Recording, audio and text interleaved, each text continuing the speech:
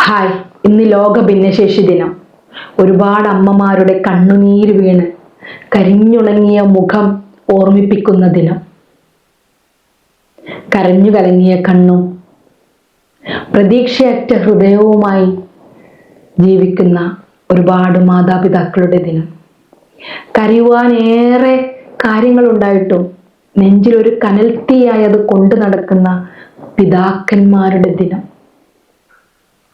എന്തിനേറെ പറയുന്നു, എന്തിനു വേണ്ടിയാണ് ഈ ലോകത്ത് ജനിച്ചത്, എന്തിനു വേണ്ടിയാണ് നാം ജീവിക്കുന്നത്, എന്താണ് ഇനി ഇവിടുന്ന് അങ്ങോട്ടുള്ള ഭാവി, ഇതിനെക്കുറിച്ച് ഒന്നും അറിയാതെ ഒരുപാട് മക്കൾ ഇന്ന് ഈ ലോകത്ത് ജീവിച്ചിരിക്കുന്നുണ്ട്.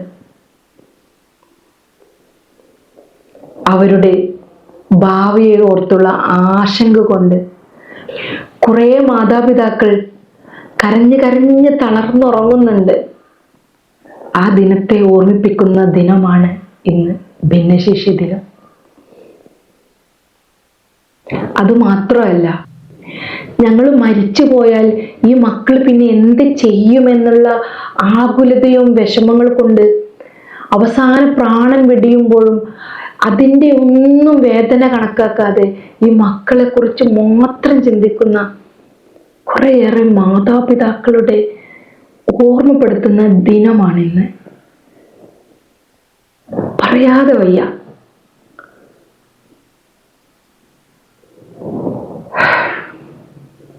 ജീവിതത്തിൽ ഒരു തെറ്റും ചെയ്യാത്ത ആളുകൾക്ക് ദൈവം കൊടുത്ത ആ ഒരു യാതനകളെ എന്നും ശരീരത്തിൽ പേറി ജീവിക്കുന്ന കുറച്ചധികം മനുഷ്യരെ ഓർമ്മപ്പെടുത്തുന്ന ദിനം.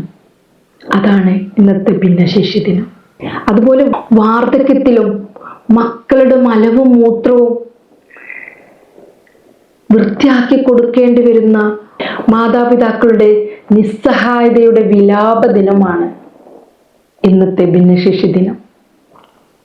മറ്റുള്ളവർ ഓടുന്നതും ചാടുന്നതും കണ്ട് നെഞ്ചിലൊരു നെരിപ്പോടുമായി എന്തുകൊണ്ട് നമുക്കിതിനൊന്നും കഴിയാതെ ഇങ്ങനൊരു ജീവിതം ഉണ്ടായി എന്ന് ആകുലപ്പെടുന്ന ഒത്തിരിയേറെ മനുഷ്യരുടെ ദിനം കൂടിയാണ് ഇന്നത്തെ ഭിന്നശേഷി ദിനം. ഭിന്നശേഷി സൗഹൃദം എന്ന് പറഞ്ഞ് ആനുകൂല്യങ്ങൾ പേപ്പറുകളിൽ എഴുതി പിടിപ്പിച്ച് പലതും ഇന്ന് പേപ്പറുകൾക്കുള്ളിൽ മാത്രമായി കിടക്കുന്ന അന്യായത്തിന്റെ ദിനം കൂടിയാണ് ഇന്നത്തെ ഭിന്നശേഷി ദിനം. ഭിന്നശേഷി ദിനം കുറച്ചാളുകൾക്ക് മാത്രമുള്ളതല്ല. നമ്മുടെ ജീവിതയാത്രയിൽ നമുക്ക് എപ്പോഴും വന്നേക്കാവുന്ന ഒരു അനുഭവത്തിൻ്റെ പേരാണ് ഭിന്നശേഷി ദിനം. ഇന്നല്ലെങ്കിൽ നാളെ മരിക്കുന്നതിന് മുൻപ് ഏതെങ്കിലും തരത്തിൽ ഒരു ദിവസമെങ്കിലും അവരുടെ കഷ്ടപ്പാടുകളിലൂടെ നമ്മൾ കടന്നു പോയിക്കൊണ്ടിരിക്കും. അത് തീർച്ചയാണ്.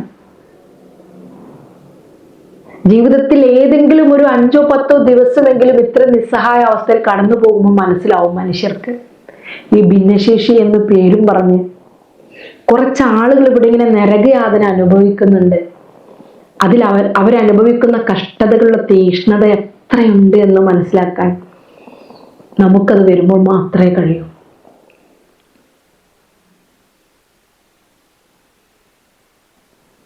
ഒരുപക്ഷെ ഇത്തരം ആളുകൾക്ക് പ്രചോദനം നൽകിയ പേര് കൂടിയാണ് ഭിന്നശേഷി എന്നുള്ളത്. പക്ഷെ അത് അവർ അനുഭവിക്കുന്ന പ്രശ്നങ്ങൾക്ക് പരിഹാരമല്ല, ഒരിക്കലുമല്ല. അതങ്ങനെ ആവുകയില്ല. ഒത്തിരി കാര്യം പറയാനുണ്ട്. ഈ സമൂഹവും ഭരണകർത്താക്കളും ഗവൺമെന്റും എല്ലാവരും ചേർന്ന് ഇത്തരം ആളുകളുടെ പുനരധിവാസത്തിനും അവരുടെ ജീവിതത്തിൽ ഇത്തരം പ്രശ്നങ്ങൾ അവർ സഹിച്ചേ പറ്റൂ. പക്ഷെ അവിടുന്ന് അങ്ങോട്ടുള്ള അവരുടെ ജീവിത ഉപാധികൾക്കുള്ള ആകുലതയില്ലാതെ അവരെ ജീവിപ്പിക്കേണ്ട ഉത്തരവാദിത്വം എന്ന് പറയുന്നത് ഈ സമൂഹത്തിൻ്റെ കൂടിയാണ്. സമൂഹത്തിൻ്റെ എന്ന് പറയുമ്പോൾ അതിൽ കുറച്ച് ആളുകൾ മാത്രമല്ല, എല്ലാവരും, നമ്മുടെ ഗവൺമെന്റും ഉദ്യോഗസ്ഥന്മാരും നാട്ടുകാരും എല്ലാവരും ഇത്തരം ആളുകൾ ലൈഫ് ലോങ് ആജീവനാന്തം അവർക്ക് ജീവിക്കുവാനുള്ള ഒരു പരിരക്ഷ നൽകുക, അവരുടെ അന്തരീക്ഷം ഭിന്നശേഷി സൗഹൃദമാക്കുക, മാനസിക ഉല്ലാസം കിട്ടുന്ന എന്തെങ്കിലുമൊക്കെ കുറച്ച് കാര്യങ്ങൾ അവർക്ക് നൽകാൻ സഹായിക്കുക. അവരുടേത് കൂടിയാണ് ഈ ലോകം.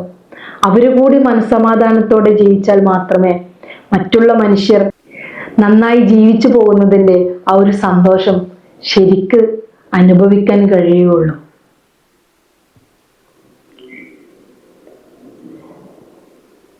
ബാക്കി കാര്യങ്ങൾ അടുത്ത വീഡിയോയിൽ പറയുന്നുണ്ട്. നിങ്ങൾ കേൾക്കണം, നിങ്ങളുടെ അഭിപ്രായങ്ങൾ പറയണം.